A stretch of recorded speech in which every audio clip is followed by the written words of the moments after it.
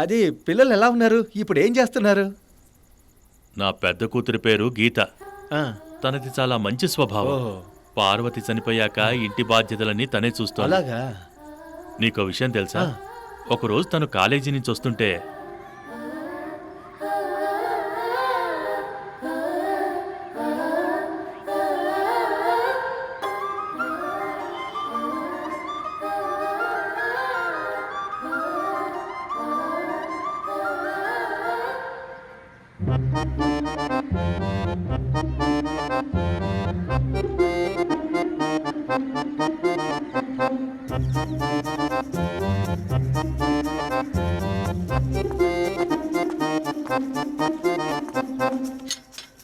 అబ్బా అబ్బా ఏంటి లవ్వా? అవును సార్. మరైతే వెళ్ళి మాట్లాడచ్చుగా. ఎలా కుదురుతుంది సార్? తానేమో ఇంటి దగ్గర నుంచి కాలేజ్ వరకు తలదించుకునే వెళ్తుంది, కాలేజ్ నుంచి ఇంటికి వచ్చే వరకు తలదించుకునే వస్తుంది. పాపం ఇంటికి వచ్చాకే తలెత్తుతుంది అనుకుంటా. క్లాస్ రూమ్ లో మాట్లాడకపోయావా? అబే అదంతా కుదరదు సార్. క్లాస్ లేదంటే లైబ్రరీలో ఉంటుంది, లైబ్రరీ లేకపోతే క్లాస్ రూమ్ లో ఉంటుంది. ఓ. రెండు దగ్గర మాట్లాడడం కుదరదు కదా సార్. అందుకే ఇక్కడ మాట్లాడదామని ఇంటి దాకా వచ్చావా? అదేం లేదు సార్, ఈ రోజు కాలేజ్ లాస్ట్ డే. ఇక మీద తన మొహాన్ని చూడగలనో లేదో తెలియట్లేదు, అందుకనే తన ఇంటి వరకు ఫాలో అవుతూ వచ్చాను. అది సరే, ఇంతకీ మీరెవరేంటి? వాళ్ళ నాన్నని. ఓ నాన్న. ఆ? నాన్న నాన్న అవును. ఓరి నాయనో. రేయ్,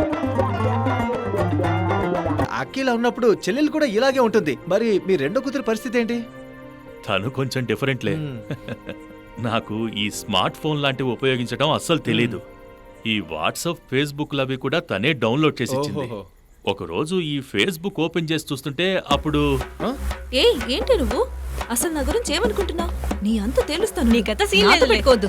నా గురించి నీకు తెలియలే. తెలియదు. ఇలాంటి వాళ్ళని చాలా మంది చూసుంటావు కానీ నన్ను ఏమే? చూసుంటావు. నా నుంచి పైకి లేవు. నువ్వు అసలు ఏమనుకున్నావు ఏమనుకున్నావు? నువ్వు? అలా అన్నందుకు సారీ చెప్తావా లేదా? వేస్తావా లేదా? వద్దే, నీ మాట వినవే. చెప్తున్నాను కదా. నేను వదలను.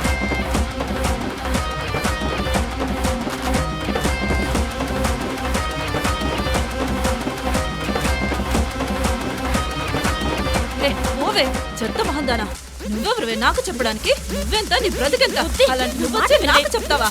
నువ్వేం చేస్తావు? చూస్తాను, చూస్తూ ఉండు. ఎవరో తెలియకుండా నాతోనే పెట్టుకుంటున్నావు. నా గురించి నీ తెలుసా? గురించి నాకు బాగా తెలుసు. నా గురించి నీకు అస్సలు తెలీదు. నా గురించి ఏంటో నాకు బాగా తెలుసు. అలాగా? మళ్ళీ ఇంకెప్పుడైనా నాతో గొడవ పెట్టుకున్నావంటే నీ రెండు కాళ్ళకి నిప్పండి చేస్తా. జాగ్రత్త. అప్పుడు నీ బాబు రావాలి. నా బాబు గురించి మాట్లాడేది ఒక్కసారి నా బాబు గురించి మాట్లాడడానికి రావే. ఏమనుకుంటున్నావా? రావే. నిన్ను అసలు నీ ఊరికే ఇష్టం వదిలిపెట్టనే. వచ్చినట్టు వెళ్ళవే. నీ సంగతి చూస్తాను. ఓ